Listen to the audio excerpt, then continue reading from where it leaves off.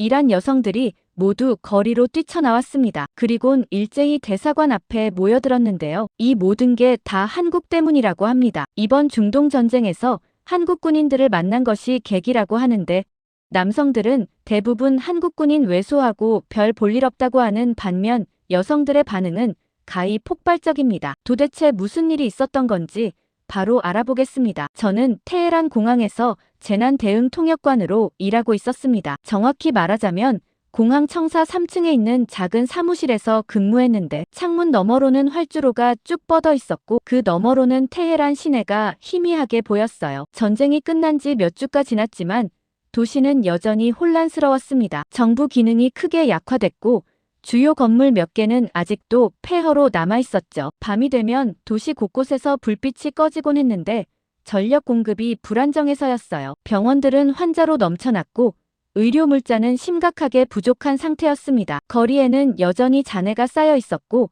사람들의 표정에는 안도감보다 불안이 더 짙게 드리워져 있었어요. 저는 매일 아침 사무실에 출근해서 창밖을 바라보곤 했습니다. 활주로는 대부분 텅 비어 있었어요. 전쟁 전에는 하루에도 수십 대의 비행기가 오갔는데 이제는 일주일에 한두 대 정도만 착륙했습니다. 그것도 대부분 화물기였고 지원 물품을 싣고 온 게 아니라 대피하는 외국인들을 태우러 온 거였어요. 제 사무실 책상 위에는 각국 지원 요청 문서들이 쌓여 있었습니다. 중국 대사관에 보낸 긴급 구호 요청서도 있었고 러시아 외교부에 보낸 의료 지원 요청서도 있었어요. 두툼한 서류들이었는데 표지마다 우리 외교부 공식 도장이 찍혀 있었습니다. 내용은 아주 구체적이었어요. 구조장비가 시급하게 필요하다는 것, 의료진이 절대적으로 부족하다는 것, 식량과 식수 공급이 불안정하다는 것 모두 긴급한 사항들이었죠. 저는 매일 그 서류들을 보면서 답장을 기다렸습니다. 중국 측에 처음 전화를 걸었을 때가 기억나네요. 베이징 외교부 담당자와 통화했는데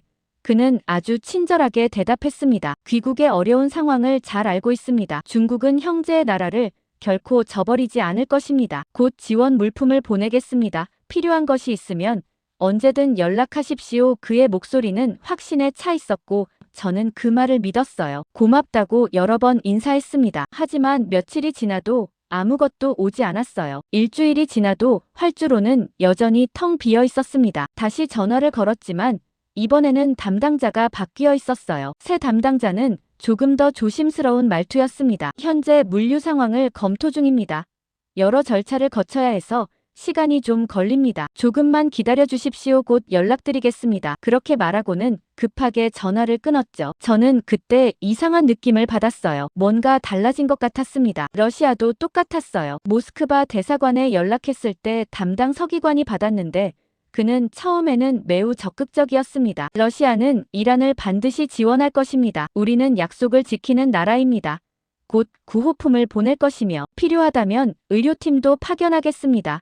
그의 말에는 힘이 있었어요. 저는 안도했습니다. 하지만 일주일이 지나도 활주로에는 아무 비행기도 착륙하지 않았어요. 2주일이 지나도 마찬가지였습니다. 다시 연락했더니 이번에는 절차상 시간이 걸린다는 답변만 돌아왔어요. 국제 정세가 복잡해서 신중하게 검토해야 한다는 말도 덧붙였습니다. 저는 그때부터 불안해지기 시작했어요. 그들이 정말 도와줄 생각이 있는 건지 의심스러웠습니다. 동료 직원 하나가 어느 날 저녁 제게 말했어요. 아무도 안 오는 것 같습니다.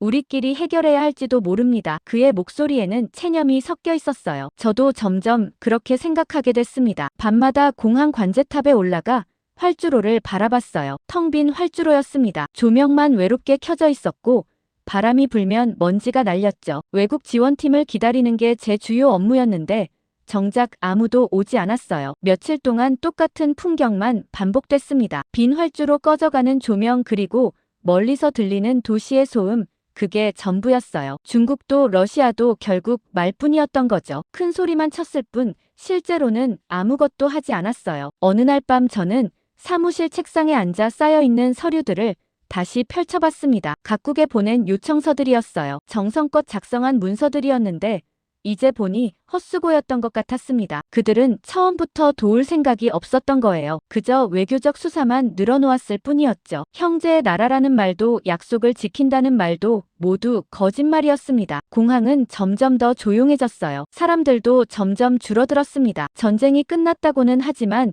도시는 여전히 불안정했고 많은 외국인들이 떠나고 있었어요. 저는 그 광경을 보면서 씁쓸했습니다. 모두가 이란을 떠나고 있었어요. 도와주러 오는 사람은 아무도 없었죠. 관제탑에서 일하는 동료가 어느 날 제게 말했습니다. 이제 포기하는 게 어때요? 아무도 안 올 겁니다. 그는 지친 표정이었어요. 저도 사실 그렇게 생각하고 있었습니다. 그날 밤도 저는 관제탑에 올라가 활주로를 바라봤어요. 어둠 속에서 활주로 조명만 길게 뻗어 있었습니다. 별이 총총히 박힌 하늘 아래 텅 빈 활주로가 쓸쓸하게 놓여 있었어요. 저는 그 모습을 보면서 생각했습니다. 정말 아무도 안 오는 걸까요? 우리는 이렇게 홀로 남겨지는 걸까요? 바람이 불어왔어요. 차가운 밤바람이었습니다. 저는 옷깃을 여미며 관제탑 계단을 천천히 내려왔어요. 내일도 똑같은 하루가 될 거라고 생각했습니다. 아무도 오지 않는 공항 텅 빈 활주로, 그리고 계속 쌓여가는 지원 요청 서류들, 그게 제 일상이 되어 있었죠. 그렇게 며칠이 흘렀습니다. 저는 여전히 매일 밤 관제탑에 올라가 활주로를 바라보는 일을 반복하고 있었어요. 아무 기대도 하지 않았지만 그래도 혹시나 하는 마음이 남아 있었던 것 같습니다. 어느 날 밤 평소처럼 사무실에서 서류를 정리하고 있었는데 갑자기 관제소에서 긴급 연락이 왔어요. 전화를 받자마자 관제사의 다급한 목소리가 들렸습니다. 지금 즉시 관제탑으로 올라오십시오. 외국 군용 수송기 한 대가 우리 공항으로 접근하고 있습니다. 저는 서류를 내려놓고 급히 계단을 올라갔어요. 관제탑 문을 열고 들어서자 여러 명의 관제사들이 긴장한 표정으로 레이더 화면을 주시하고 있었습니다. 수석 관제사가 화면을 가리키며 말했어요. 저기 보십시오. 30분 전부터 포착됐는데 계속 우리 쪽으로 직진하고 있습니다. 레이더 화면에는 작은 점 하나가 깜빡이고 있었어요. 점은 천천히 움직이고 있었지만 방향은 분명히 테헤란 공항을 향하고 있었습니다. 저는 가슴이 두근거리기 시작했어요. 드디어 지원팀이 오는 건가 싶었죠. 하지만 동시에 불안했습니다. 전쟁이 끝난 지 얼마 안 됐고 아직 도시 상황이 불안정했거든요. 관제사가 무전기를 들고 교신을 시도했습니다. 테헤란 공항 관제탑입니다. 귀하의 국적과 목적을 밝혀주십시오. 잠시 정적이 흘렀어요. 무전기에서는 잡음만 들렸습니다. 관제사가 다시 교신을 시도했어요. 반복합니다. 테헤란 공항 관제탑입니다. 국적과 목적을 밝혀주십시오. 이번에도 답이 없었습니다. 저는 옆에 서 있던 다른 관제사와 눈을 마주쳤어요. 그의 표정도 불안해 보였습니다. 수석 관제사가 다급하게 말했어요. 이 공항은 아직 안전하지 않습니다. 착륙 허가를 내줄 수 없습니다.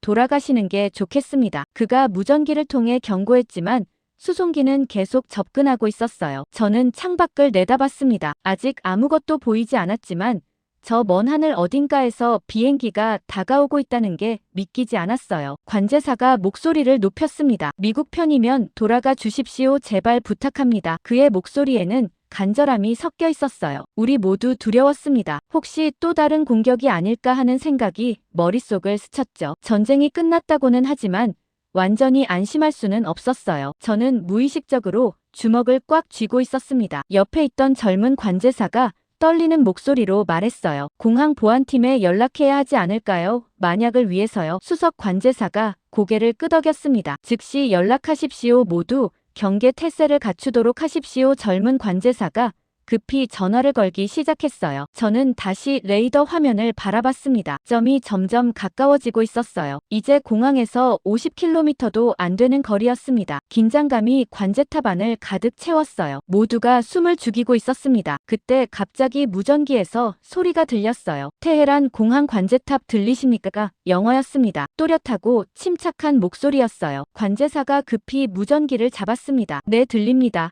국적을 밝혀주십시오. 잠시 후 답이 돌아왔어요. 우리는 구조 지원 임무를 수행 중입니다. 착륙 허가를 요청합니다. 구조 지원이라는 말에 저는 잠깐 안도했습니다. 하지만 여전히 의심스러웠어요. 관제사가 다시 물었습니다. 국적 확인이 필요합니다.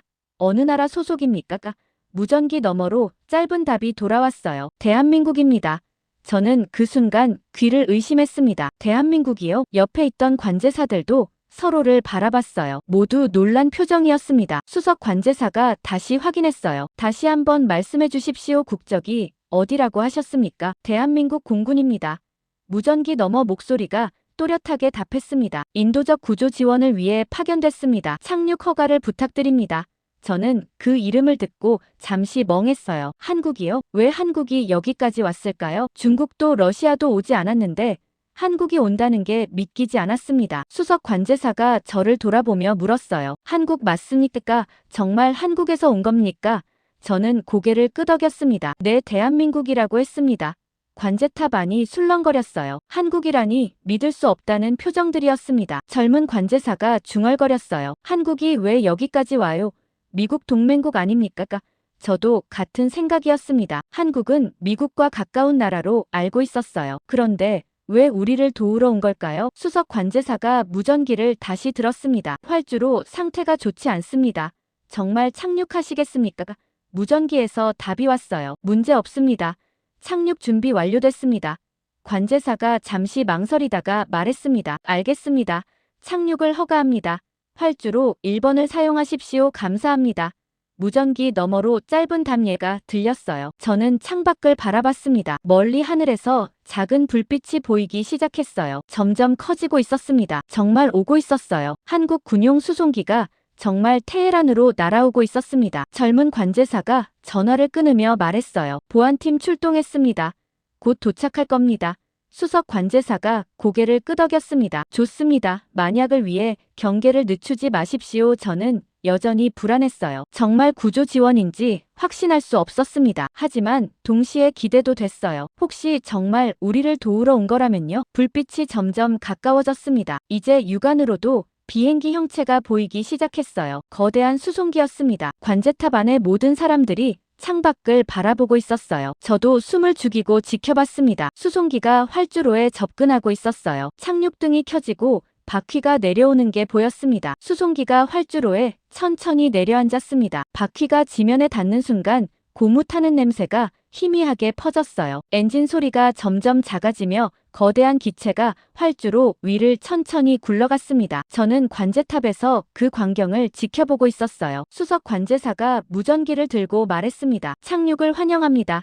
게이트 3번으로 이동해 주십시오. 수송기가 천천히 방향을 틀며 지정된 위치로 움직였어요. 저는 급히 관제탑을 나와 계단을 내려갔습니다. 통역관으로서 제가 나가야 했거든요. 공항 청사를 빠져나와 활주로 쪽으로 걸어가는데 가슴이 두근거렸어요. 정말 한국에서 온 게 맞을까요? 그들은 왜 여기까지 온 걸까요? 멀리서 수송기가 보였습니다. 회색빛 기체에 한국 공군 마크가 선명하게 그려져 있었어요. 생각보다 훨씬 컸습니다. 주변에는 이미 공항 보안팀이 도착해 있었어요. 무장한 경비원들이 잔뜩 긴장한 표정으로 수송기를 포위하고 있었습니다. 소총을 든 병사들이 사방에 배치되어 있었고 장갑차 2대도 대기하고 있었어요. 혹시 모를 상황에 대비한 거였죠. 보안팀장이 제게 다가와 말했습니다. 통역관님, 저들이 정말 구조지원팀이 맞습니까? 확실합니까? 저는 고개를 끄덕였어요. 관제탑에서 확인했습니다.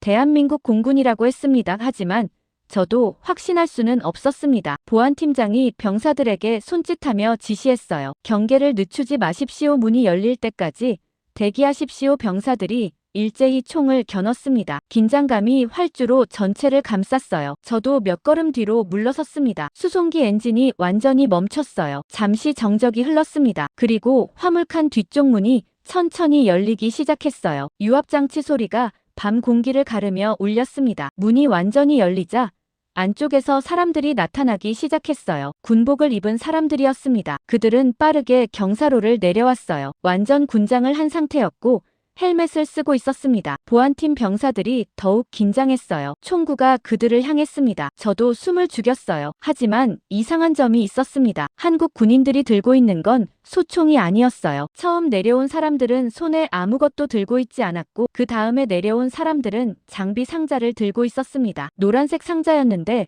옆면에 적십자 마크가 그려져 있었어요. 의료 장비였습니다. 이어서 더 많은 장비들이 내려왔어요. 구조용 들것 통신 장비, 케이블선, 응급처치 키트 모두 구조 작업에 필요한 장비들이었습니다. 총은 하나도 보이지 않았어요. 미사일도 없었고 중화기도 없었습니다. 정말 구조 장비만 가득했어요. 보안팀장이 놀란 표정으로 중얼거렸습니다. 정말 구조팀이군요. 저도 안도의 한숨을 쉬었어요. 한국 군인 한 명이 앞으로 걸어 나왔습니다. 계급장을 보니 장교였어요. 그는 주변을 둘러보더니 저를 향해 다가왔습니다. 보안팀 병사들이 여전히 총을 겨누고 있었지만 그는 개의치 않는 듯 했어요. 침착한 표정이었습니다. 그가 제 앞에 서서 영어로 말했어요. 통역관이십니까? 저는 고개를 끄덕였습니다. 네, 맞습니다. 그가 간단하게 자기소개를 했어요. 저는 대한민국 공군 구조지원팀 책임자입니다. 인도적 지원 임무로 파견됐습니다. 저는 그의 말을 페르시아어로 통역했습니다. 보안팀장이 여전히 의심스럽다는 표정으로 물었어요. 왜 여기까지 왔습니까? 미국과 함께 온 겁니까? 제가 그 질문을 영어로 전달하자 한국 장교가 고개를 저었습니다. 아닙니다. 우리는 독자적으로 왔습니다. 미국과는 관계없습니다. 보안팀장이 다시 물었어요. 그럼 왜 도와주려는 겁니까? 무슨 목적입니까?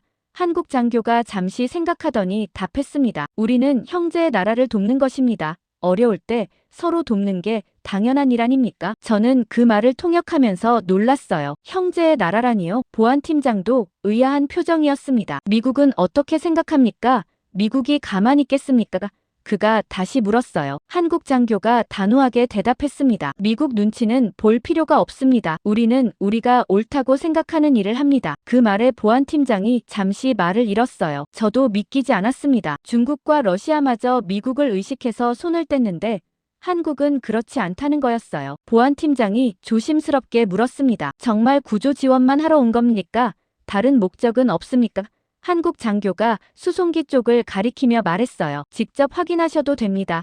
우리가 가져온 건 구조 장비뿐입니다. 보안팀장이 병사 몇 명에게 손짓했어요. 병사들이 수송기 안으로 들어가 확인하기 시작했습니다. 저는 그 사이 한국 장교와 이야기를 나눴어요. 언제 출발하셨습니까? 제가 물었습니다. 이틀 전입니다. 그가 간단하게 답했어요. 준비하는데 시간이 좀 걸렸습니다. 팀을 꾸리고 장비를 싣고 비행 계획을 세우고요. 얼마나 머무르실 계획입니까? 필요한 만큼입니다. 그가 말했어요. 구조 작업이 끝날 때까지 여기 있을 겁니다. 저는 그의 눈을 바라봤어요. 진지했습니다. 농담하는 표정이 아니었어요. 정말 우리를 도우러 온 거였습니다. 수송기를 확인하던 병사들이 돌아왔어요. 보안팀장에게 보고했습니다. 확인했습니다. 구조 장비와 의료 물품뿐입니다. 무기는 없습니다. 보안팀장이 고개를 끄덕이며 총을 내리라고 지시했어요. 병사들이 일제히 총구를 낮췄습니다. 긴장이 풀리기 시작했어요. 한국 장교가 뒤를 돌아보며 손짓했습니다. 그러자 수송기에서 더 많은 군인들이 내려왔어요. 모두 20명 정도 되는 것 같았습니다. 그들은 질서정연하게 움직였어요. 누가 지시하지 않아도 각자 장비를 챙기고 정리하기 시작했습니다. 저는 그 모습을 보면서 감탄했어요. 체계적이었습니다. 한국 장교가 제게 말했습니다. 숙소를 안내받을 수 있을까요? 그리고 가능하다면 현재 상황에 대한 브리핑도 부탁드립니다. 저는 고개를 끄덕였어요. 물론입니다.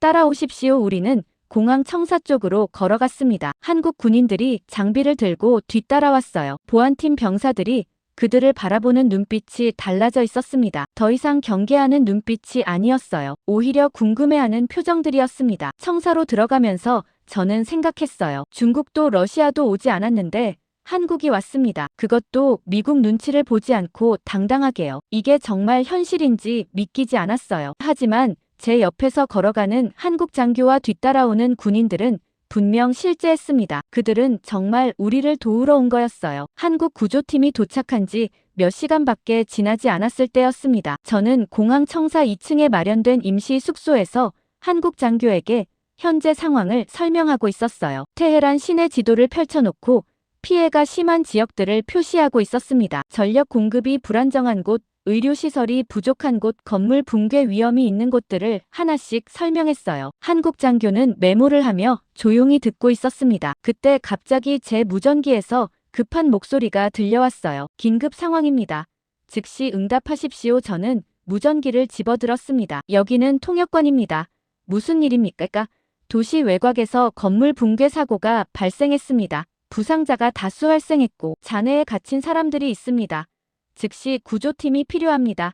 무전기 너머로 다급한 목소리가 쏟아져 나왔어요. 저는 한국 장교를 바라봤습니다. 그가 물었어요. 무슨 일입니까? 건물 붕괴 사고입니다. 저는 영어로 설명했어요. 도시 외곽에서 건물이 무너졌습니다. 사람들이 갇혀 있다고 합니다.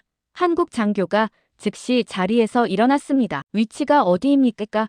저는 무전기에 대고 물었어요. 정확한 위치를 알려주십시오. 남부 외곽 공업지대입니다. 폭격으로 약해진 건물이 무너진 것 같습니다. 주소를 불러드리겠습니다. 무전기에서 주소가 흘러나왔어요. 저는 그것을 지도에서 찾아 한국 장교에게 보여줬습니다. 여기입니다. 그가 지도를 잠깐 보더니 고개를 끄덕였어요. 출동 준비하겠습니다.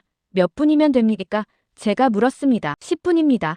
그가 단호하게 답했어요. 그는 즉시 복도로 나가 큰 소리로 지시했습니다. 전원 집합 긴급 출동 준비 구조 장비 적재 10분 내 출발. 그의 목소리가 복도에 울려 퍼졌어요. 곧바로 사방에서 발소리가 들렸습니다. 한국 군인들이 순식간에 모여들었어요. 누가 재촉하지 않아도 각자 움직이기 시작했습니다. 어떤 사람은 헬멧을 쓰고 어떤 사람은 장비를 챙겼어요. 구조용 들것을 준비하는 사람, 의료 가방을 확인하는 사람, 통신 장비를 점검하는 사람 모두 정확하게 자기 역할을 알고 있었습니다. 저는 그 광경을 보면서 놀랐어요. 혼란스럽지 않았습니다. 오히려 조용했어요. 고함도 없었고 우왕좌왕하지도 않았습니다. 마치 수백 번 연습한 것처럼 매끄럽게 움직였어요. 한국 장교가 저를 돌아보며 말했습니다. 통역관님도 함께 가주셔야 합니다. 현장에서 통역이 필요할 겁니다. 저는 고개를 끄덕였어요. 알겠습니다. 우리는 급히 계단을 내려가 공항 밖으로 나갔습니다. 이미 트럭 2대가 대기하고 있었어요. 한국 군인들이 재빠르게 장비를 싣고 있었습니다. 저는 시계를 봤어요. 정확히 8분이 지났습니다. 한국 장교의 말대로 10분도 안 돼서 출발 준비가 완료된 거였어요. 저는 트럭에 올라탔습니다. 한국 군인 서너 명이 함께 탔어요. 트럭이 출발했습니다. 공항을 빠져나와 도시 외곽으로 향했어요. 거리는 어두웠습니다. 전력 공급이 끊긴 구역이 많아서 가로등이 거의 꺼져 있었어요. 트럭 안에서 한국 군인들은 장비를 점검하고 있었습니다. 누구도 말을 하지 않았어요. 집중하고 있었습니다. 약 20분쯤 달렸을 때 현장이 보이기 시작했어요. 멀리서 먼지 구름이 피어오르고 있었고 사람들의 비명소리가 들렸습니다. 트럭이 멈춰 섰어요. 우리는 급히 내렸습니다. 현장은 아수라장이었어요. 5층짜리 건물이 완전히 무너져 있었습니다. 콘크리트 더미와 철근이 뒤엉켜 있었고 먼지가 자욱했어요. 주변에는 사람들이 모여 있었습니다. 울고 있는 사람들, 부상당한 사람들, 가족을 찾는 사람들 모두 패닉 상태였어요. 한국 장교가 현장을 빠르게 둘러봤습니다. 그리고 즉시 지시를 내리기 시작했어요. 1팀은 좌측, 2팀은 우측, 3팀은 후방 지원, 의료진은 대기 위치 확보. 그의 명령이 떨어지자 군인들이 사방으로 흩어졌어요. 각자 맡은 구역으로 이동했습니다. 저는 한국 장교를 따라 현장 중앙으로 갔어요. 그가 주변 사람들에게 물었습니다. 몇 명이나 갇혀 있습니까? 저는 그 질문을 페르시아어로 통역했어요. 한 남자가 울먹이며 답했습니다. 적어도 10명은 될 겁니다. 제 아내도 안에 있습니다. 제발 도와주십시오. 저는 그 말을 영어로 전달했어요. 한국 장교가 남자의 어깨를 가볍게 두드리며 말했습니다. 반드시 구출하겠습니다. 조금만 기다려 주십시오. 저는 그 말을 통역했고 남자는 고개를 끄덕였어요. 한국 군인들이 잔해 더미 앞에 모였습니다. 그들은 장비를 꺼내기 시작했어요. 유압 절단기, 구조용 들것, 헤드램프, 각종 공구들이 나왔습니다. 한 팀이 잔해를 조심스럽게 치우기 시작했어요. 콘크리트 조각을 하나씩 옮기고 철근을 절단했습니다. 다른 팀은 주변을 정리하며 추가 붕괴를 막기 위해 지지대를 설치했어요. 의료진은 구급 가방을 펼쳐놓고 대기하고 있었습니다. 저는 그들의 움직임을 보면서 감탄했어요. 체계적이었습니다. 아무도 허둥대지 않았어요. 목소리를 높이지도 않았습니다. 짧은 신호만으로 소통하며 정확하게 움직였어요. 주변에 있던 시민들도 그 광경을 보고 있었습니다. 한 여성이 옆 사람에게 말했어요. 저 사람들은 누구예요? 정말 빠르네요. 다른 사람이 답했습니다. 한국에서 왔다고 들었어요. 구조팀이래요. 사람들이 웅성거리기 시작했어요. 한국이요? 한국에서 왔다고요? 네, 정말이에요. 아까 공항에 도착했대요. 시민들이 한국 군인들을 주시했습니다. 누군가 조용히 말했어요. 저 사람들 정말 전문가 같아요. 저는 현장을 계속 지켜봤습니다. 한국 군인들은 쉬지 않고 작업했어요. 땀이 흘러도 멈추지 않았습니다. 위험한 구역에도 주저없이 들어갔어요. 1시간쯤 지났을 때 잔해 속에서 목소리가 들렸습니다. 여기 사람 있어요. 살아있어요. 한국 군인 한 명이 외쳤어요. 저는 그 말을 페르시아어로 통역했습니다. 주변 사람들이 환호했어요. 군인들이 더욱 신중하게 잔해를 치웠습니다. 조금씩 공간을 만들어갔어요. 마침내 한 여성이 모습을 드러냈습니다. 먼지투성이었지만 의식이 있었어요. 한국 군인들이 조심스럽게 그녀를 꺼냈습니다. 들것에 눕히고 의료진에게 넘겼어요. 의료진이 즉시 응급처치를 시작했습니다. 주변에서 박수 소리가 터져 나왔어요. 아까 그 남자가 달려와 여성을 껴안았습니다. 당신 괜찮아요. 정말 다행이에요. 그가 울먹이며 말했어요. 그리고 한국 군인들에게 고개를 숙였습니다. 감사합니다. 정말 감사합니다. 한국 장교가 웃으며 답했어요. 아직 끝나지 않았습니다. 다른 분들도 구출해야 합니다. 저는 그 말을 통역했습니다. 군인들이 다시 작업에 들어갔어요. 그날 밤 그들은 총 9명을 구출했습니다. 그날 밤 구조 작업은 새벽까지 이어졌습니다. 저는 현장에서 한국 군인들의 모습을 계속 지켜봤어요. 9명을 구출했지만 그들은 쉬지 않았습니다. 여전히 잔해 속에 사람이 더 있을 가능성이 있었거든요. 한국 군인들은 놀라울 정도로 침착했어요. 몇 시간째 작업하고 있었지만 지친 기색이 보이지 않았습니다. 오히려 더 집중하는 것 같았어요. 저는 그들이 움직이는 방식을 유심히 관찰했습니다. 특이한 점이 있었어요. 누가 큰 소리로 명령하지 않았다는 거였죠. 한국 장교도 계속 고함을 지르거나 하지 않았습니다. 대신 짧은 신호만 보냈어요. 손짓 하나, 고개 끄덕임 하나로 의사소통이 이루어졌습니다. 군인들은 각자 자기 역할을 정확히 알고 있었어요. 잔해를 치우는 팀이 있었고 철근을 절단하는 팀이 있었습니다. 구조된 사람을 옮기는 팀도 따로 있었어요. 의료진은 항상 대기 위치에서 준비하고 있었고 통신 담당자는 계속 본부와 연락하고 있었습니다. 모든 게 톱니바퀴처럼 맞물려 돌아갔어요. 한 팀이 작업하면 다른 팀이 지원했고 한 사람이 지치면 다른 사람이 바로 교대했습니다. 쉬는 시간도 정해진 것처럼 규칙적이었어요. 15분 작업하고 5분 쉬고 다시 작업하는 시기였습니다. 저는 옆에서 지켜보다가 한국 군인 한 명에게 물어봤어요. 항상 이렇게 일하십니까? 그가 잠깐 고개를 들어 저를 보더니 답했습니다. 네, 훈련받은 대로 하는 겁니다. 그의 대답은 간단했지만 저는 그 의미를 이해했어요. 그들에게는 이게 당연한 거였습니다. 혼란스러운 상황에서도 체계를 유지하는 게 몸에 배어 있었어요. 주변에 있던 이란 시민들도 그 모습을 보고 있었습니다. 처음에는 그저 가족을 찾으려고 모여있던 사람들이었는데 점점 한국 군인들의 작업 방식에 주목하기 시작했어요. 한 남자가 옆 사람에게 말했습니다. 저 사람들 봐요. 정말 조용하게 일하네요. 다른 사람이 고개를 끄덕이며 답했어요. 그런데 빠르기도 해요. 정말 전문가들이에요. 저도 같은 생각이었습니다. 새벽 3시쯤 됐을 때 또 한 명이 구조됐어요. 중년 남성이었는데 다리를 다쳤지만 의식은 있었습니다. 한국 의료진이 즉시 응급처치를 시작했어요. 지혈하고 부목을 대고 링거를 놓았습니다. 동작이 정확했어요. 저는 그 모습을 보면서 감탄했습니다. 의료진도 구조팀만큼이나 체계적이었어요. 필요한 장비를 찾느라 허둥대지 않았습니다. 모든 게 정리되어 있었고 손만 뻗으면 바로 나왔어요. 구조된 남성의 가족이 달려왔습니다. 아버지 괜찮으세요? 젊은 여성이 울먹이며 물었어요. 남성이 고개를 끄덕이며 한국 의료진을 가리켰습니다. 저 사람들이 살려줬어. 정말 대단한 사람들이야. 딸이 한국 의료진에게 고개를 숙였어요. 감사합니다. 정말 감사합니다. 한국 의료진이 웃으며 손을 저었습니다. 저는 그 장면을 통역할 필요도 없었어요. 감사의 마음은 언어가 필요 없었으니까요. 작업은 계속됐습니다. 새벽 4시, 5시 시간이 흘러도 한국 군인들은 멈추지 않았어요. 저는 그들의 얼굴을 봤습니다. 땀에 젖어 있었고 먼지가 묻어 있었어요. 피곤할 법도 한데 표정은 여전히 집중되어 있었습니다. 위험한 순간도 있었어요. 한 번은 잔해가 갑자기 흔들리면서 추가 붕괴 위험이 있었습니다. 주변 사람들이 비명을 지르며 뒤로 물러났어요. 하지만 한국 군인들은 침착했습니다. 즉시 지지대를 추가로 설치하고 안전을 확보한 뒤에 작업을 재개했어요. 패닉에 빠지지 않았습니다. 오히려 더 조심스럽게 움직였어요. 한 이란 남자가 제게 다가와 물었습니다. 저 사람들은 두렵지 않은 건가요? 저렇게 위험한데도요. 저는 한국 장교를 바라보다가 대답했어요. 아마 두려움보다 책임감이 더 큰 것 같습니다. 남자가 고개를 끄덕였어요. 대단한 사람들이군요.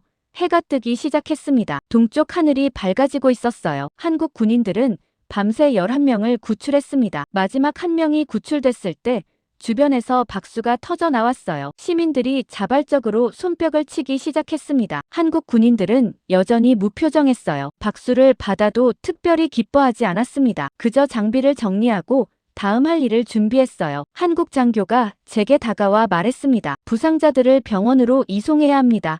가까운 병원이 어디입니까? 저는 지도를 꺼내 가장 가까운 병원을 알려줬어요. 여기입니다. 10분 거리에 있습니다. 장교가 고개를 끄덕이고 팀원들에게 지시했어요. 곧 부상자들이 트럭에 실렸습니다. 한국 의료진이 함께 탔어요. 트럭이 출발하자 남아있던 시민들이 손을 흔들었습니다. 저도 그 광경을 보면서 뭉클했어요. 현장에 남은 한국 군인들은 장비를 정리하기 시작했습니다. 사용한 공구들을 닫고 케이블을 감고 가방에 넣었어요. 정리도 체계적이었습니다. 한 시민이 제게 물었어요. 저 사람들은 어디서 왔다고 했죠? 한국입니다. 저는 답했어요. 대한민국에서 왔습니다. 남자가 고개를 끄덕이며 중얼거렸습니다. 한국 사람들은 원래 저렇게 일하나요?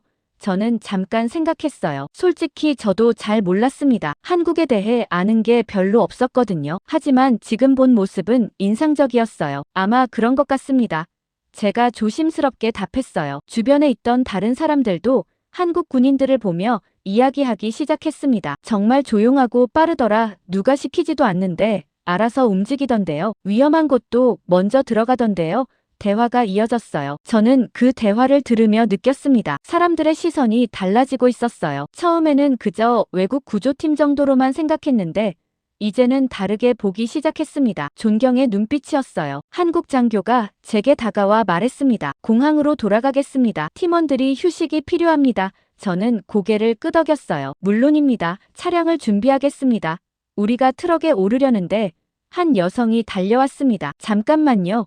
그녀가 숨을 헐떡이며 말했어요. 감사 인사를 하고 싶어요. 저는 그 말을 영어로 통역했습니다. 한국 장교가 멈춰서서 그녀를 바라봤어요. 여성이 말했습니다. 제 남편을 구해주셔서 감사합니다. 당신들이 아니었으면 남편을 잃을 뻔했어요. 저는 통역했고 장교가 답했습니다. 당연한 일을 했을 뿐입니다. 여성이 눈물을 닦으며 말했어요. 당신들은 정말 용감해요. 한국 사람들은 다 이렇게 용감한가요? 저는 그 질문을 통역했습니다. 장교가 잠깐 웃더니 답했어요. 우리는 그저 훈련받은 대로 할 뿐입니다. 누군가는 해야 하는 일이니까요. 저는 그 말을 페르시아어로 전달했어요. 여성이 고개를 끄덕이며 다시 한번 고개를 숙였습니다. 정말 감사합니다. 트럭이 출발했습니다. 저는 뒤를 돌아봤어요. 시민들이 여전히 서서 우리를 바라보고 있었습니다. 그들의 눈빛이 달라져 있었어요. 공항으로 돌아오는 길에 저는 트럭 뒷좌석에 앉아 있었습니다. 한국 군인 몇 명이 함께 탔는데 모두 지친 표정이었어요. 하지만 아무도 불평하지 않았습니다. 조용히 앉아서 창밖을 바라보거나 눈을 감고 있었어요. 공항에 도착했을 때는 아침 7시쯤 됐습니다. 햇살이 활주로를 비추고 있었어요. 한국 군인들이 트럭에서 내려 숙소로 향했습니다. 저도 사무실로 돌아가려고 했는데 공항 로비에서 사람들이 모여 있는 게 보였어요. 대부분 어젯밤 구조 현장에 있던 시민들이었습니다. 부상자 가족들도 있었고 그냥 지켜본 사람들도 있었어요. 저는 그들 사이를 지나가려다가 대화 소리를 들었습니다. 특히 젊은 여성 몇 명이 모여서 이야기하고 있었어요. 어젯밤에 봤어요. 정말 대단하지 않았어요. 한 여성이 말했습니다. 목소리에 흥분이 섞여 있었어요. 다른 여성이 맞장구 쳤습니다. 맞아요. 저도 봤어요. 정말 빠르고 정확하더라고요.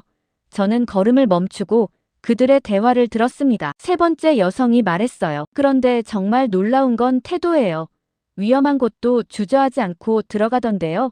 첫 번째 여성이 고개를 끄덕였습니다. 맞아요. 제 삼촌이 잔해에 갇혀 있었는데 한국 군인이 직접 들어가서 구해줬어요. 정말 용감했어요. 그녀의 목소리가 떨렸어요. 다른 여성들이 감탄하며 물었습니다. 정말요? 무섭지도 않았대요. 전혀요. 첫 번째 여성이 답했어요. 오히려 침착하더라고요. 당황하거나 소리 지르지도 않고요. 그냥 조용히 일만 했어요. 저는 그 대화를 들으며 로비 한쪽에 서 있었습니다. 여성들은 계속 이야기했어요. 솔직히 말하면요. 한 여성이 조심스럽게 말을 꺼냈습니다. 저 사람들 정말 멋있지 않아요? 다른 여성들이 웃으며 동의했어요. 인정해요. 정말 멋있었어요. 특히 그 장교요. 키도 크고 목소리도 차분하고요. 저는 그 말을 듣고 조금 놀랐습니다. 구조 작업을 이야기하다가 갑자기 외모 이야기로 넘어간 거였어요. 또 다른 여성이 말했습니다. 그리고 제가 본 군인은 정말 젊어 보였는데 일은 엄청 잘하더라고요. 헬멧 벗었을 때 봤는데 진짜 잘생겼어요. 여성들이 키득거리며 웃었어요. 저도 봤어요. 한국 남자들 다 저렇게 생겼나요? 한 여성이 물었습니다. 다른 여성이 답했어요. 글쎄요, 근데 확실히 뭔가 달라요. 우리랑은 분위기가 다르달까요? 대화가 이어졌습니다. 저는 조용히 듣고 있었어요. 그런데 분위기가 좀 달랐어요. 한 여성이 진지하게 말했습니다. 저 사람들은 영화 속 사람들 같았어요. 다른 여성들이 고개를 끄덕였습니다. 무슨 말인지 알아요. 정말 그래요. 첫 번째 여성이 말을 이었어요. 위험한 상황인데도 전혀 흔들리지 않고 차분하게 일하잖아요. 그게 정말 인상적이었어요. 맞아요. 다른 여성이 동의했습니다. 우리 군인들이랑은 완전히 다르더라고요. 한국 군인들은 뭔가 훈련이 잘 된 느낌이었어요. 대화는 계속됐습니다. 저는 점점 더 관심이 생겼어요. 한 여성이 말했습니다. 그리고 제가 제일 놀란 건요. 저 사람들이 아무 데 가도 바라지 않는다는 거예요. 그냥 도와주러 왔대요. 다른 여성이 물었어요. 정말요? 미국이랑 관계없대요. 그게 말이 돼요. 첫 번째 여성이 고개를 끄덕였습니다. 저도 처음엔 안 믿었는데 통역관한테 들었어요. 한국이 독자적으로 왔대요. 여성들이 놀라며 수군거렸습니다. 대단하네요. 미국 눈치도 안 보고요. 그러게요. 용감한 것도 그렇고 나라 자체가 대단한 것 같아요. 저는 그들의 대화를 들으며 생각했습니다. 단순히 외모나 용기에 대한 이야기가 아니었어요. 한국이라는 나라 자체에 대한 관심으로 바뀌고 있었습니다. 한 여성이 말했어요. 한국은 어떤 나라예요? 아시아 어디쯤 있죠? 다른 여성이 답했습니다. 동아시아요. 일본 옆이라고 들었어요. 경제가 발전한 나라래요. 아, 그래요? 첫 번째 여성이 말했습니다. 그럼 부자 나라네요. 그런데 왜 우리를 도와주러 왔을까요? 글쎄요. 다른 여성이 말했어요. 근데 어젯밤에 본 모습 보니까 정말 좋은 사람들 같았어요. 저는 그 말을 듣고 고개를 끄덕였습니다. 저도 같은 생각이었거든요. 대화는 다시 한국 군인들 이야기로 돌아왔어요. 솔직히 좀 반했어요. 한 여성이 웃으며 말했습니다. 다른 여성들이 깔깔 웃었어요. 저도요, 인정합니다. 또 다른 여성이 손을 들며 말했습니다. 저도요. 3명이 동시에 웃었습니다. 저는 그 광경을 보면서 조금 놀랐어요. 처음에는 농담인 줄 알았는데 표정이 진지했습니다. 한 여성이 말했습니다. 근데 진짜로요. 저런 사람이랑 결혼하면 정말 좋을 것 같아요. 책임감 있고 용감하고 침착하잖아요. 다른 여성이 동의했어요. 맞아요. 그리고 우리를 존중하는 것 같았어요. 명령하듯이 하지 않고 정중하게 부탁하더라고요. 저는 그 말을 듣고 고개를 끄덕였습니다. 맞는 말이었어요. 한국 군인들은 시민들을 대할 때 정중했습니다. 고압적이지 않았어요. 첫 번째 여성이 한숨을 쉬며 말했습니다. 한국 남자들이 다 저렇다면 정말 좋겠어요. 다른 여성이 웃으며 말했어요. 그러게요. 근데 한국 가기는 어렵겠죠. 먼 나라잖아요. 대화를 듣고 있던 나이든 여성 한 명이 끼어들었습니다. 요즘 젊은 사람들은 외국도 잘 가던데요. 공부하러 가거나 일하러 가거나요. 젊은 여성들이 그 말에 관심을 보였어요. 정말요? 한국도 갈 수 있을까요? 왜 안 되겠어요? 나이든 여성이 답했습니다. 마음만 먹으면 되죠. 저는 그 대화를 들으며 놀랐습니다. 벌써 한국에 가고 싶다는 이야기까지 나오고 있었어요. 한 젊은 여성이 말했습니다. 저 진짜 한국어 배워볼까요? 한국에 가서 공부하고 싶어요. 다른 여성이 맞장구 쳤어요. 저도요. 한국 사람들이랑 같이 일해보고 싶어요. 대화는 계속 이어졌습니다. 저는 조용히 그 자리를 떠났어요. 사무실로 돌아가는 길에 생각했습니다. 단 하루 만에 이렇게 분위기가 바뀔 수 있다는 게 놀라웠어요. 어젯밤까지만 해도 한국에 대해 아는 사람이 거의 없었습니다. 하지만 이제는 달랐어요. 여성들이 한국 군인들을 이야기하고 있었고 한국이라는 나라에 관심을 갖기 시작했습니다. 심지어 한국에 가고 싶다는 말까지 나왔어요. 저는 사무실 창문 앞에 서서 활주로를 바라봤습니다. 한국 공군 수송기가 여전히 그곳에 서 있었어요. 저 비행기 한 대가 이렇게 큰 변화를 가져올 줄은 몰랐습니다. 그날 오후 저는 사무실에서 보고서를 작성하고 있었습니다. 어젯밤 구조작전에 대한 기록이었어요. 구조된 인원 부상자 현황, 한국팀의 활동 내역 등을 정리하고 있었죠. 그런데 오후 3시쯤 됐을 때 또 긴급 연락이 왔습니다. 무전기에서 다급한 목소리가 들렸어요. 통역관님 즉시 응답하십시오. 저는 무전기를 집어들었습니다. 여기입니다. 무슨 일입니까? 동부 지역에서 또 건물 붕괴 사고가 발생했습니다. 이번에는 아파트 건물입니다. 주민 여러 명이 갇혀 있고 어린아이도 포함되어 있다고 합니다. 저는 즉시 한국팀 숙소로 달려갔어요. 복도를 지나 방문을 두드렸습니다. 한국 장교가 문을 열었어요. 피곤한 표정이었지만 제 얼굴을 보자 바로 물었습니다. 무슨 일입니까? 또 구조 요청입니다. 저는 숨을 고르며 말했어요. 동부 지역 아파트 건물이 무너졌습니다. 아이들도 갇혀 있다고 합니다. 장교의 표정이 굳어졌습니다. 위치가 어디입니까? 저는 주소를 알려줬어요. 그가 즉시 뒤를 돌아보며 팀원들에게 소리쳤습니다. 긴급 출동 10분 내 준비 완료. 군인들이 벌떡 일어났습니다. 몇 명은 자고 있었는데 즉시 깨어나 장비를 챙기기 시작했어요. 불평하는 사람은 아무도 없었습니다. 우리는 다시 트럭에 올라탔습니다. 이번에는 저도 처음부터 함께했어요. 트럭이 공항을 빠져나와 도시 동부로 향했습니다. 약 30분쯤 달렸을 때 현장이 보이기 시작했어요. 4층짜리 아파트 건물이었는데 한쪽이 완전히 무너져 있었습니다. 주변에는 이미 많은 사람들이 모여 있었어요. 울부짖는 소리가 들렸습니다. 트럭이 멈추자마자 한국 군인들이 뛰어내렸습니다. 장교가 현장을 빠르게 살폈어요. 그리고 즉시 지시를 내렸습니다. 저는 주변 사람들에게 상황을 물어봤어요. 몇 명이나 갇혀 있습니까? 한 여성이 울면서 답했습니다. 제 딸이요. 8살짜리 딸이 안에 있어요. 제발 구해주세요.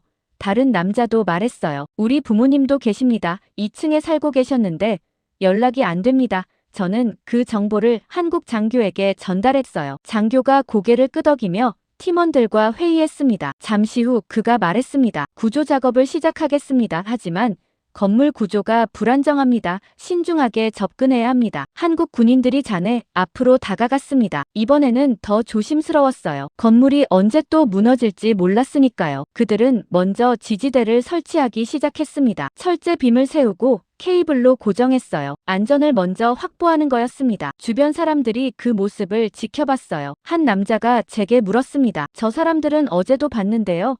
또 왔네요. 네, 저는 답했어요. 한국 구조팀입니다. 남자가 고개를 끄덕이며 말했습니다. 정말 대단한 사람들이군요. 쉬지도 않고 또 왔어요. 1시간쯤 지났을 때 한국 군인 한 명이 잔해 틈새로 들어갔습니다. 헤드램프를 켜고 조심스럽게 기어 들어가는 모습이 보였어요. 주변 사람들이 숨을 죽였습니다. 잠시 후 그의 목소리가 들렸어요. 여기 사람 있습니다. 살아 있습니다. 주변에서 환호성이 터져 나왔습니다. 하지만 곧 그의 다음 말이 들렸어요. 어린아이입니다. 의식은 있지만 움직일 수 없는 상태입니다. 아까 그 어머니가 비명을 질렀습니다. 내 딸이에요. 제발 구해주세요. 한국 장교가 무전기를 들고 안에 있는 군인과 교신했습니다. 상태가 어떻습니까? 잔해에 다리가 끼어 있습니다. 장교가 침착하게 물었어요. 빼낼 수 있습니까? 가능합니다. 안에서 답이 왔습니다. 하지만 시간이 좀 걸릴 것 같습니다. 조심스럽게 해야 합니다. 알겠습니다. 장교가 말했습니다. 서두르지 마십시오. 안전하게 하십시오. 저는 그 대화를 통역했어요. 어머니가 울먹이며 물었습니다. 제 딸 괜찮을까요? 한국 장교가 그녀를 바라보며 말했습니다. 최선을 다하겠습니다. 반드시 구출하겠습니다.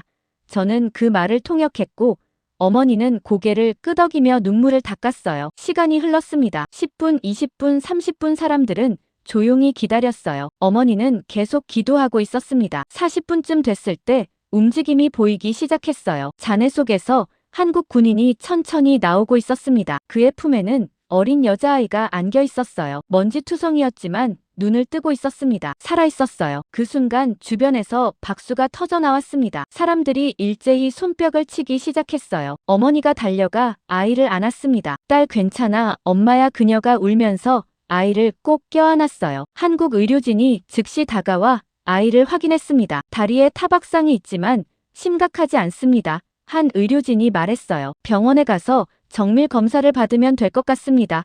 저는 그 말을 통역했습니다. 어머니가 한국 군인에게 고개를 숙였어요. 감사합니다. 정말 감사합니다. 제 딸을 살려주셔서요.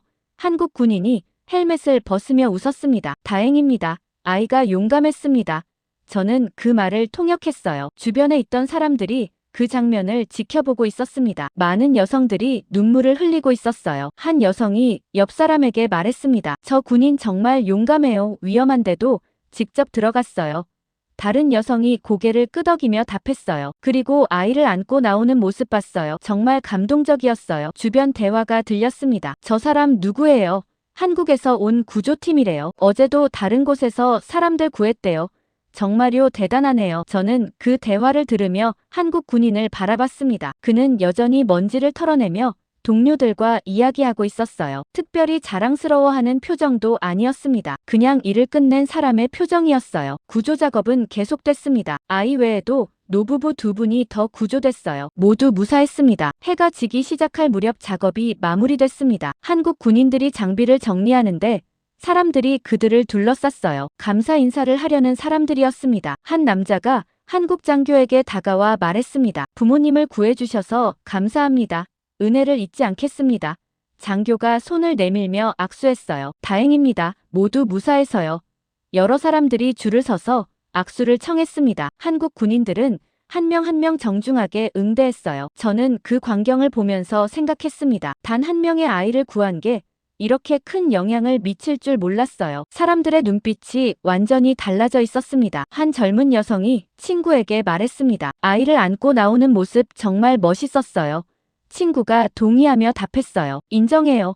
정말 영웅 같았어요. 저는 조용히 웃었습니다. 그 사건 이후 테헤란에서는 이상한 일이 벌어지기 시작했습니다. 저는 다음 날 아침 공항으로 출근하는 길에 그걸 처음 느꼈어요. 버스 정류장에서 사람들이 이야기하는 소리가 들렸습니다. 어제 동부 지역에서 아이 구한 거 봤어요.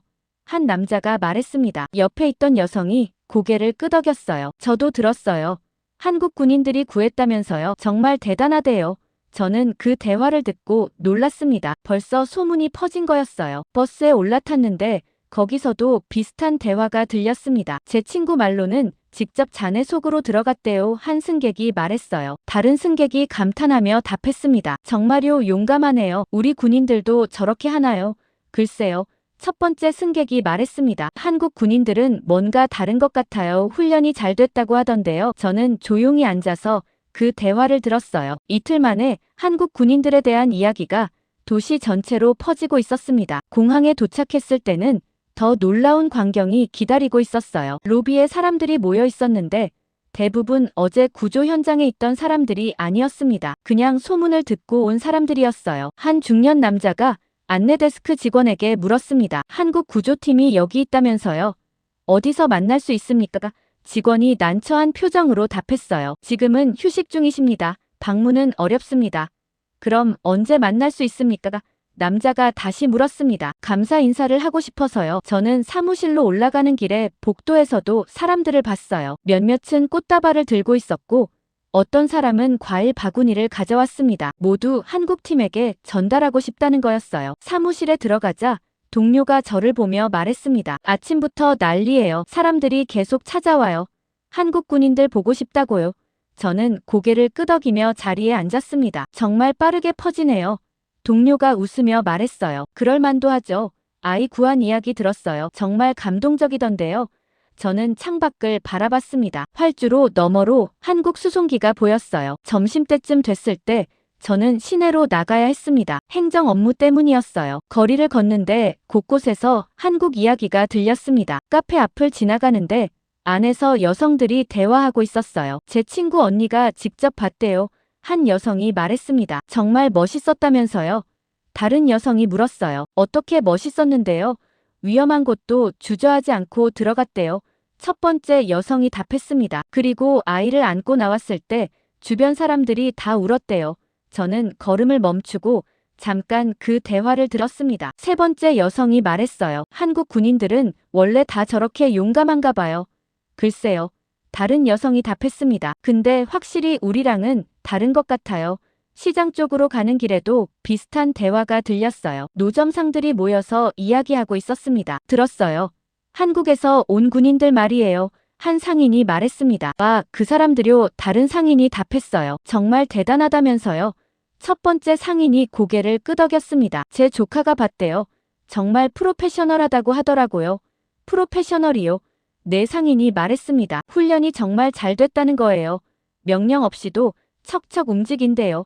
저는 계속 걸었습니다. 병원 앞을 지나가는데 거기서도 대화가 들렸어요. 대기실에 앉아있던 사람들이었습니다. 한국 군인들이 구해준 사람들 여기 입원했다면서요. 한 환자가 말했습니다. 정말요? 다른 환자가 물었어요. 몇 층이에요? 3층이래요. 첫 번째 환자가 답했습니다. 나중에 가서 봐야겠어요. 저도요 상태가 어떤지 궁금해요. 저는 그 대화를 듣고 놀랐습니다. 사람들이 구조된 사람들을 직접 찾아가고 있었어요. 오후에 사무실로 돌아왔을 때 동료가 말했습니다. 방송국에서 연락 왔어요. 저는 물었습니다. 무슨 연락이요? 한국 구조팀 인터뷰하고 싶대요. 동료가 답했어요. 뉴스에 내보내고 싶다는데요. 저는 한국 장교에게 그 이야기를 전달했습니다. 그는 정중하게 거절했어요. 인터뷰는 필요 없습니다. 우리는 그저 일을 할 뿐입니다.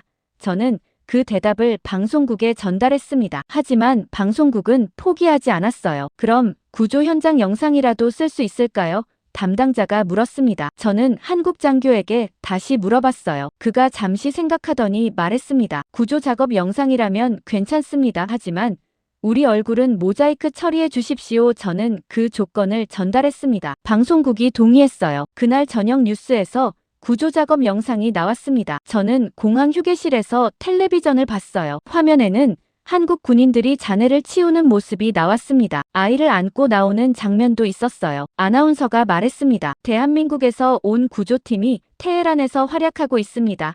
이들은 이틀 동안 20명 이상을 구조했습니다. 화면이 바뀌며 구조된 사람들의 인터뷰가 나왔어요. 한 남자가 말했습니다. 정말 감사합니다. 한국 군인들이 제 목숨을 구했습니다. 그들은 진짜 영웅입니다. 여성 인터뷰도 나왔습니다. 제 딸을 구해주셨어요. 평생 잊지 못할 겁니다. 한국이라는 나라에 정말 감사합니다. 저는 그 뉴스를 보면서 느꼈습니다. 이야기가 정말 빠르게 퍼지고 있었어요. 다음 날 아침 출근길에 더 많은 대화가 들렸습니다. 어젯밤 뉴스 봤어요. 한 여성이 말했습니다. 정말 감동적이었어요. 친구가 답했어요. 저도 봤어요. 한국 군인들 정말 멋있더라고요. 특히 아이 안고 나오는 장면요. 맞아요. 첫 번째 여성이 말했습니다. 저도 그 장면에서 울었어요. 대화는 계속 이어졌습니다. 한국은 어떤 나라예요? 발전한 나라래요. 경제도 좋고 기술도 발달했대요. 그럼 왜 우리를 도와주러 왔을까요? 글쎄요. 착한 사람들인가 봐요. 저는 그 대화를 들으며 버스에 올랐습니다. 버스 안에서도 비슷한 이야기가 들렸어요. 제 친구 말로는 한국 군인들 진짜 프로페셔널하대요. 한 승객이 말했습니다. 다른 승객이 물었어요. 어떻게 해요? 명령 없이도 척척 움직인대요.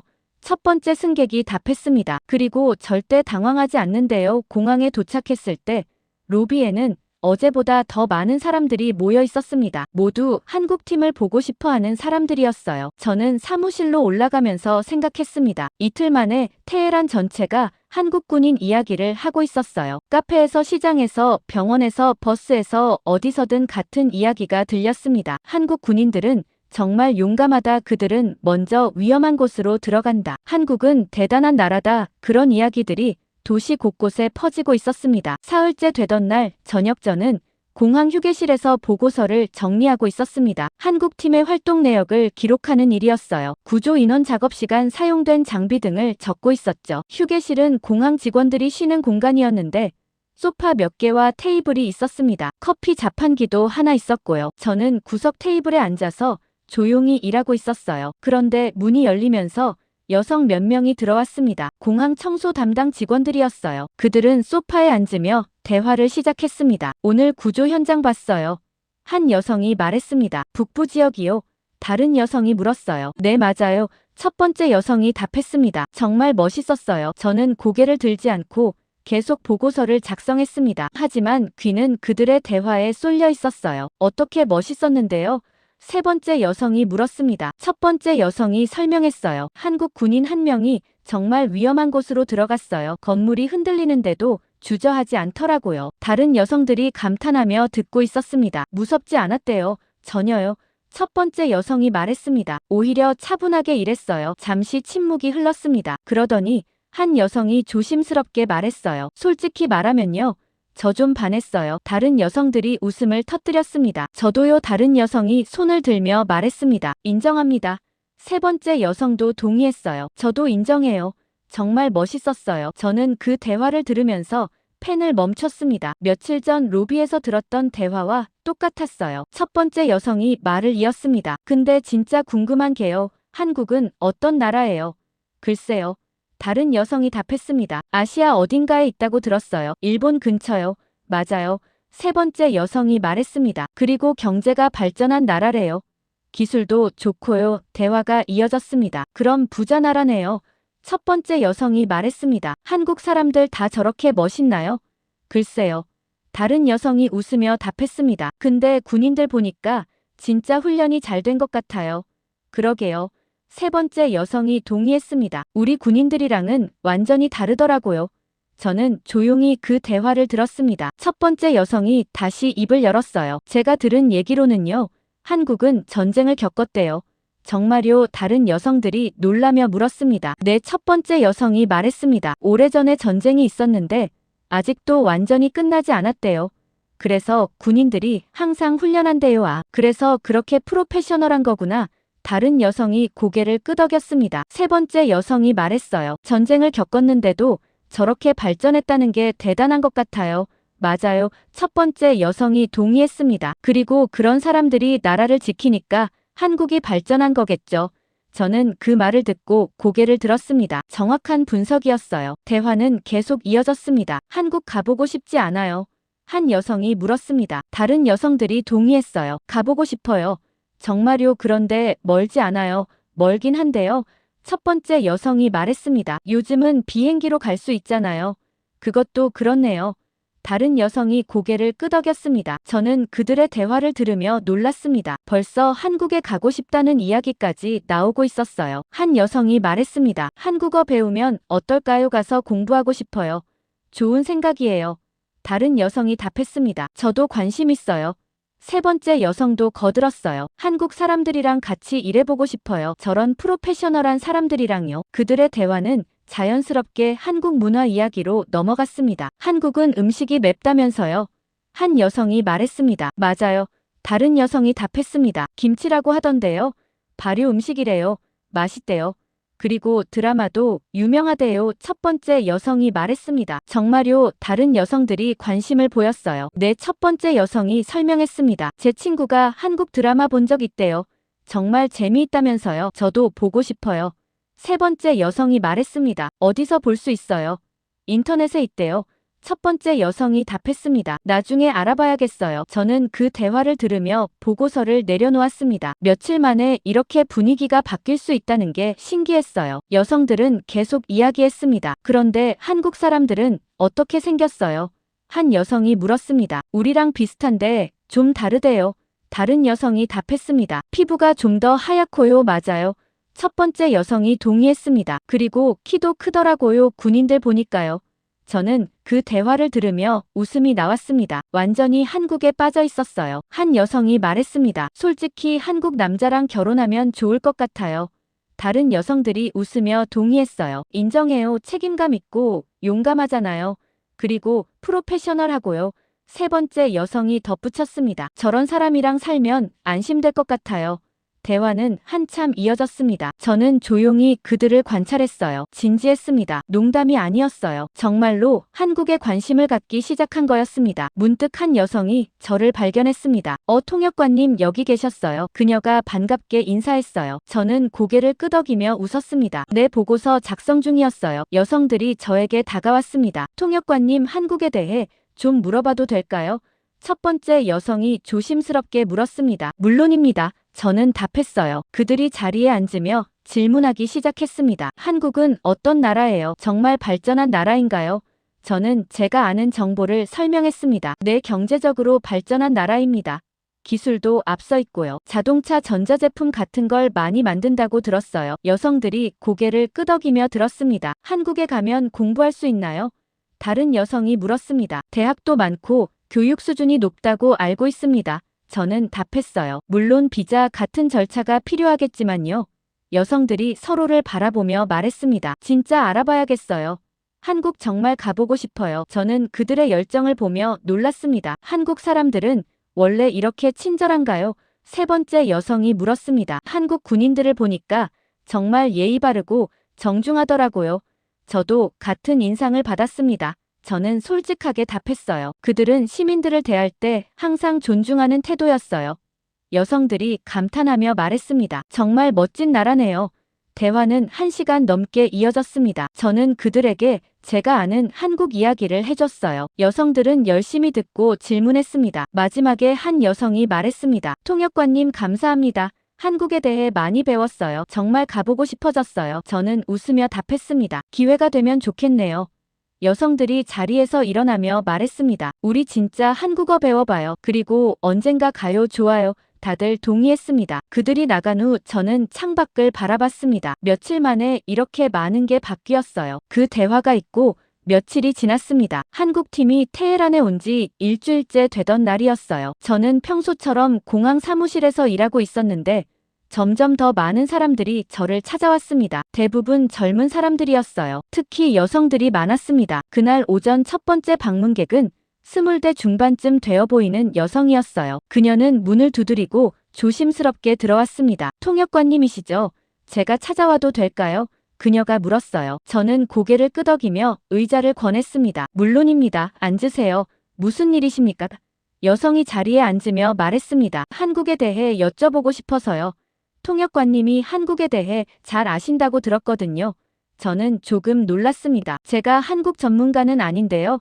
그저 한국팀과 일하면서 알게 된 것뿐입니다. 괜찮아요. 여성이 말했습니다. 그래도 저보다는 훨씬 많이 아시잖아요. 저는 펜을 내려놓고 그녀를 바라봤어요. 무엇이 궁금하신가요? 여성이 잠시 망설이다가 말했습니다. 한국에 가면 공부할 수 있을까요? 대학 같은데요.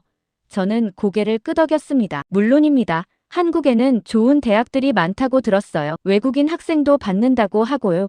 여성의 눈이 반짝였어요. 정말요? 어떻게 지원하는지 아세요?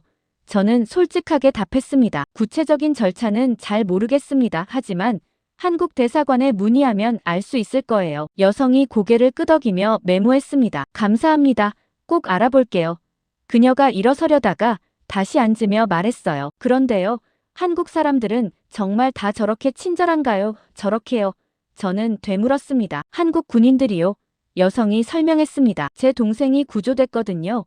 한국 군인들이 정말 친절하고 예의 바르더래요. 저도 직접 봤는데 정말 인상적이었어요. 저는 고개를 끄덕였습니다. 제가 본 바로는 그렇습니다. 그들은 항상 정중했어요. 여성이 웃으며 말했습니다. 그런 나라에서 공부하면 정말 좋을 것 같아요.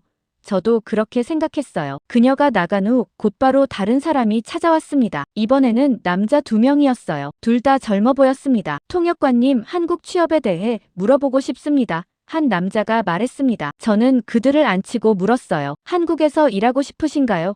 네, 다른 남자가 답했습니다. 한국 군인들 보고 정말 감명받았거든요. 저런 사람들이랑 같이 일하면 많이 배울 것 같아요. 첫 번째 남자도 동의했습니다. 맞아요. 정말 프로페셔널하더라고요. 우리도 저렇게 일하고 싶어요. 저는 그들의 열정을 보며 답했습니다. 한국에는 일자리가 많다고 들었습니다. 특히 기술 분야가요. 두 남자가 눈을 빛내며 물었어요. 어떤 기술이요? 제조업, 전자, 자동차 같은 분야요. 저는 설명했습니다. 한국은 그런 산업이 발달했거든요. 남자들이 서로를 바라보며 말했습니다. 우리 진짜 알아봐야겠어요. 그들도 나간 후 또 다른 방문객이 왔습니다. 이번에는 여성 3명이었어요. 모두 친구 사이처럼 보였습니다. 통역관님, 저희 한국어 배우고 싶은데요. 한 여성이 말했습니다. 어디서 배울 수 있을까요? 저는 잠깐 생각했습니다. 지금 테헤란에 한국어 학원이 있는지 모르겠네요. 하지만 인터넷으로 배울 수는 있을 거예요. 여성들이 실망한 표정을 지었어요. 다른 방법은 없을까요? 직접 배우고 싶거든요. 저는 제안했습니다. 한국 대사관에 문의해보세요. 혹시 강좌 같은 게 있을지도 몰라요. 여성들이 고개를 끄덕이며 감사 인사를 했습니다. 그날 오후에는 더 많은 사람들이 찾아왔어요. 한국 유학에 대해 묻는 사람, 한국 문화에 대해 궁금해하는 사람, 한국 회사 취업에 관심 있는 사람 모두 다양했습니다. 저는 하나하나 답해주느라 정작 제 일을 못할 정도였어요. 다음 날도 마찬가지였습니다. 아침부터 사람들이 줄을 서서 기다리고 있었어요. 한 젊은 여성이 들어와 말했습니다. 통역관님, 한국 남자들이랑 결혼할 수 있나요? 저는 그 질문에 조금 놀랐습니다. 국제결혼 말씀이시죠? 물론 가능하다고 알고 있습니다. 여성이 얼굴을 붉히며 말했어요. 솔직히 말하면 한국 군인 한 분한테 관심이 생겼거든요. 정말 멋있었어요. 저는 웃으며 답했습니다. 그 마음은 이해합니다. 하지만 군인들은 곧 떠날 거예요. 임무가 끝나면요. 여성이 아쉬워하며 말했습니다. 그렇겠죠. 그래도 한국에 가면 저런 사람들 많을까요? 아마 그럴 겁니다. 저는 답했어요. 한국 남자들이 다 군대를 간다고 들었거든요. 훈련을 받는다고요. 여성이 고개를 끄덕이며 말했습니다. 그럼 정말 한국 가봐야겠어요. 오후에는 나이든 여성 한 분이 찾아왔습니다. 딸과 함께였어요. 통역관님, 제 딸이 한국에서 공부하고 싶다는데요. 어머니가 말했습니다. 어떻게 해야 할까요? 저는 그들에게 제가 아는 정보를 모두 알려줬습니다. 한국 대사관 연락처, 유학 절차 필요한 서류들 딸은 열심히 메모했어요. 정말 감사합니다. 딸이 말했습니다. 꼭 한국 가고 싶어요. 어머니가 딸을 바라보며 말했습니다. 한국 사람들 보니까 정말 좋더라. 내 딸이 대답했어요. 저도 저렇게 되고 싶어요. 책임감 있고 프로페셔널하게요. 저는 그 대화를 들으며 뭉클했습니다. 며칠 만에 이렇게 많은 사람들의 인생 계획이 바뀌고 있었어요. 일주일이 지나자 상황은 더 커졌습니다. 저를 찾아오는 사람이 하루에 수십 명씩 됐어요. 모두 한국에 대해 물어보고 한국에 가고 싶다고 말했습니다. 저는 동료에게 말했습니다. 이거 어떻게 된 일입니까? 이렇게 많은 사람들이요. 동료가 웃으며 답했어요. 한국 군인들 때문이죠. 사람들이 정말 감동받았나 봐요. 맞아요. 저는 고개를 끄덕였습니다. 단 일주일 만에 이렇게 분위기가 바뀔 줄은 몰랐어요. 어느 날 오후 한 여성이 찾아와 말했습니다. 통역관님, 저희가 모임을 만들었어요. 무슨 모임이요? 저는 물었습니다. 한국 유학 준비 모임이요. 여성이 답했습니다. 벌써 30명이 넘게 모였어요. 다들 한국 가고 싶어 해요. 저는 놀라서 물었습니다. 벌써 30명이요? 네, 여성이 고개를 끄덕였습니다. 그리고 계속 늘고 있어요. 한국어 공부도 같이 하려고요. 저는 감탄하며 말했습니다. 정말 대단하시네요.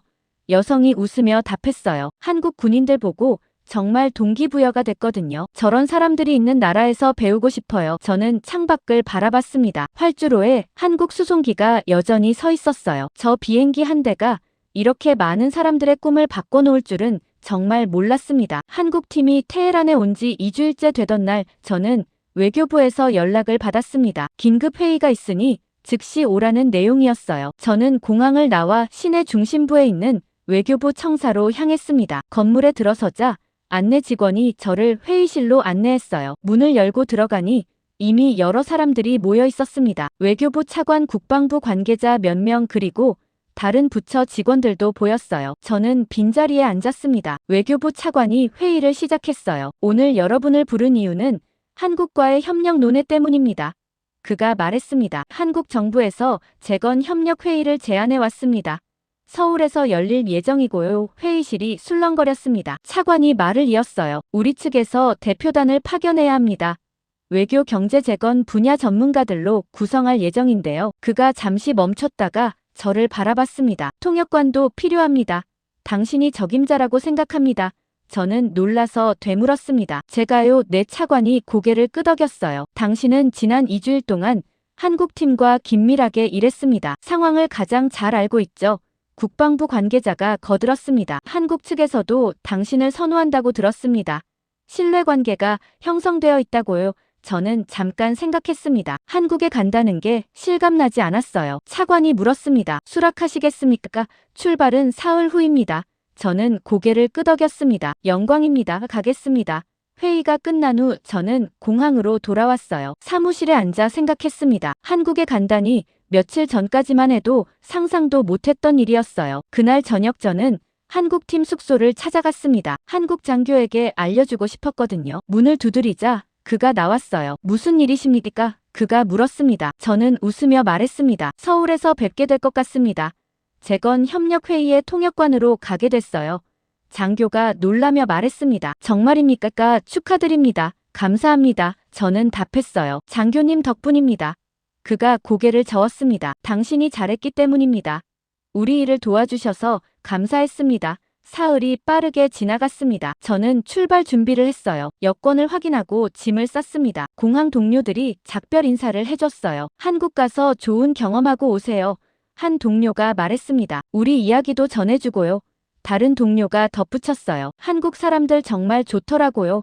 출발 당일 아침 저는 공항 활주로로 나갔습니다. 한국 수송기가 이륙 준비를 하고 있었어요. 한국 팀도 임무를 마치고 귀국하는 참이었습니다. 저는 그들과 함께 탑승하기로 했어요. 활주로로 걸어가는데 멀리서 사람들이 모여 있는 게 보였습니다. 가까이 다가가니 시민들이었어요. 한국 군인들에게 작별 인사를 하러 온 거였습니다. 수십 명이 모여 있었어요. 그 중에는 구조됐던 사람들도 있었고 가족들도 있었습니다. 감사합니다. 정말 감사합니다. 한 남자가 한국 장교에게 말했어요. 저는 그 말을 통역했습니다. 장교가 웃으며 답했어요. 당연한 일을 했을 뿐입니다. 모두 건강하십시오. 여성 몇 명이 꽃다발을 건넸습니다. 한국 군인들이 정중하게 받았어요. 한 여성이 눈물을 흘리며 말했습니다. 당신들을 잊지 못할 거예요. 정말 고마웠어요. 저는 그 말을 통역하며 뭉클했습니다. 아이를 구조받았던 어머니도 있었어요. 딸의 손을 잡고 왔더군요. 딸아 인사해. 어머니가 말했습니다. 감사합니다.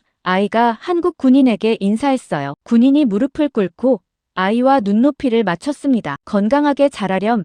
그가 아이 머리를 쓰다듬었어요. 작별 인사가 이어졌습니다. 저는 그 광경을 보면서 생각했어요. 2주일 만에 이렇게 많은 게 바뀌었습니다. 마침내 탑승 시간이 됐어요. 한국 군인들이 수송기로 향했습니다. 시민들이 손을 흔들었어요. 저도 그들에게 손을 흔들며 수송기에 올랐습니다. 기내에 앉으니 창밖으로 활주로가 보였어요. 여전히 사람들이 서서 우리를 바라보고 있었습니다. 엔진 소리가 커지기 시작했습니다. 수송기가 천천히 움직이기 시작했어요. 저는 창밖을 계속 바라봤습니다. 테헤란 공항이 점점 멀어지고 있었어요. 지난 2주일이 주마등처럼 스쳐 지나갔습니다. 처음 한국 수송기가 착륙했던 밤 긴장했던 우리의 모습, 한국 군인들이 내렸을 때의 놀라움, 첫 구조작전, 아이를 안고 나왔던 그 감동적인 순간, 여성들이 한국 군인들을 바라보던 눈빛, 한국에 가고 싶다던 사람들, 모든 게 생생했습니다. 수송기가 하늘로 날아올랐어요. 테헤란 시내가 점점 작아지고 있었습니다. 저는 옆자리에 앉은 한국 군인을 바라봤어요. 그는 눈을 감고 쉬고 있었습니다. 피곤해 보였지만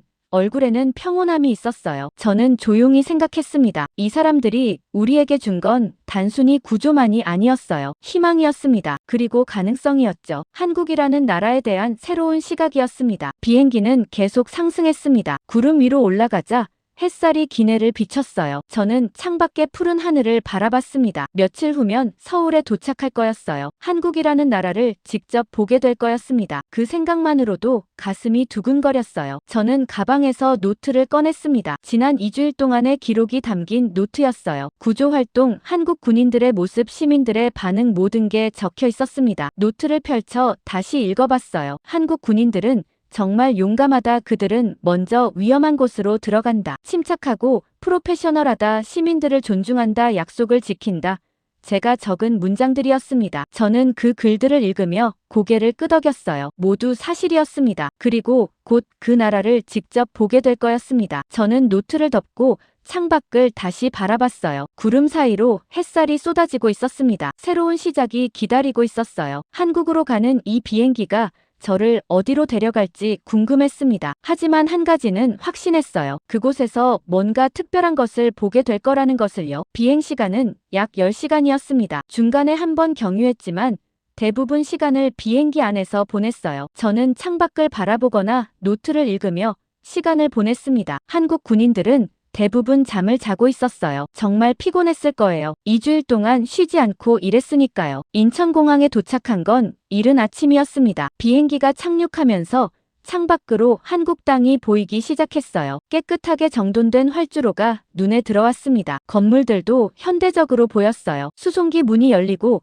저는 천천히 내렸습니다. 공항 건물로 들어서자 첫 인상이 강렬했어요. 모든 게 깨끗했습니다. 바닥은 반짝반짝 빛났고 표지판들은 명확했어요. 사람들이 질서정연하게 움직이고 있었습니다. 입국 심사를 마치고 공항 밖으로 나왔습니다. 외교부에서 나온 직원이 저를 맞이했어요. 어서 오십시오. 차량이 준비되어 있습니다. 그가 정중하게 말했습니다. 차를 타고 서울로 향했어요. 고속도로를 달리는데 창밖 풍경이 계속 눈에 들어왔습니다. 도로가 깨끗했어요. 차선이 명확하게 그어져 있었고 표지판도 잘 보였습니다. 차들이 질서 있게 달리고 있었어요. 끼어들기나 난폭 운전은 거의 보이지 않았습니다. 저는 테헤란의 혼잡한 도로를 떠올렸어요. 완전히 달랐습니다. 서울 시내로 들어서자 고층 빌딩들이 나타나기 시작했습니다. 현대적인 건물들이 즐비했어요. 유리로 된 외벽이 햇살을 반사하며 빛나고 있었습니다. 거리는 깨끗했어요. 쓰레기가 거의 보이지 않았습니다. 사람들이 인도를 걷고 있었는데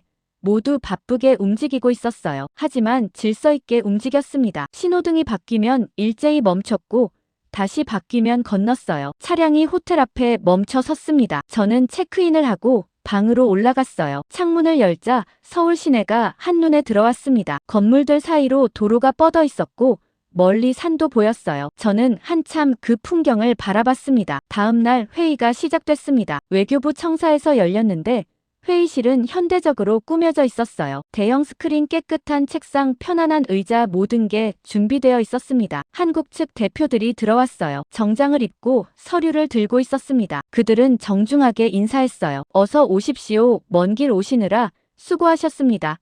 회의가 진행되는 동안 저는 통역을 맡았습니다. 한국 측은 체계적으로 준비해왔어요. 재건, 계획, 지원 방안, 협력 분야 모든 게 문서로 정리되어 있었습니다. 발표도 명확했어요. 요점을 정확히 전달했고 질문에도 즉시 답했습니다. 회의가 끝난 후 저는 이란 대표단과 함께 점심을 먹었어요. 한식당이었는데 음식이 정갈하게 나왔습니다. 그릇 하나하나가 깨끗했고 음식 배치도 아름다웠어요. 맛도 좋았습니다. 오후에는 서울 시내를 둘러볼 기회가 있었습니다. 외교부 직원이 안내를 해줬어요. 우리는 지하철을 탔습니다. 지하철역도 깨끗했어요. 바닥에 쓰레기가 없었고 벽면도 깨끗했습니다. 사람들이 줄을 서서 기다리고 있었어요. 전철이 도착하자 내리는 사람이 먼저 내리고 그 다음에 탑승했습니다. 당연한 것 같지만 테헤란에서는 보기 힘든 광경이었어요. 전철 안에서도 질서가 있었습니다. 노약 좌석이 따로 있었고 사람들이 그걸 지키고 있었어요. 젊은 사람들은 서 있고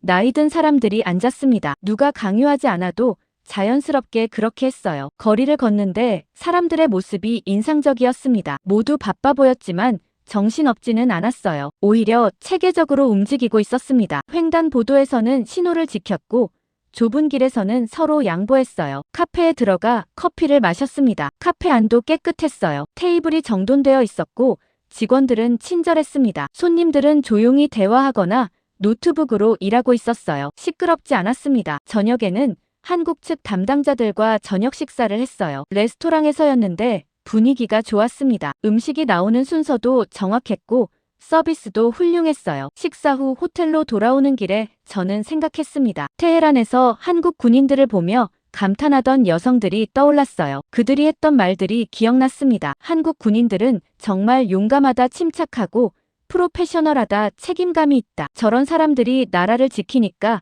한국이 발전한 것 같다. 그 말들이 이제야 이해됐습니다. 한국 군인들의 그 태도는 개인의 것이 아니었어요. 나라 전체의 문화였습니다. 거리에서 본 사람들, 지하철에서 본 사람들, 회의실에서 만난 사람들 모두 비슷했어요. 체계적이고 질서 있고 책임감 있게 행동했습니다. 다음 날 저는 외교부 청사 근처를 산책했습니다. 공원이 있었는데 깨끗하게 관리되고 있었어요. 사람들이 운동하거나 산책하고 있었습니다. 쓰레기통이 곳곳에 있었고 사람들은 쓰레기를 제대로 버렸어요. 벤치에 앉아 사람들을 관찰했습니다. 한 여성이 아이와 함께 걷고 있었어요. 아이가 과자 봉지를 바닥에 버리려고 하자 여성이 조용히 말했습니다. 쓰레기통에 버려야지.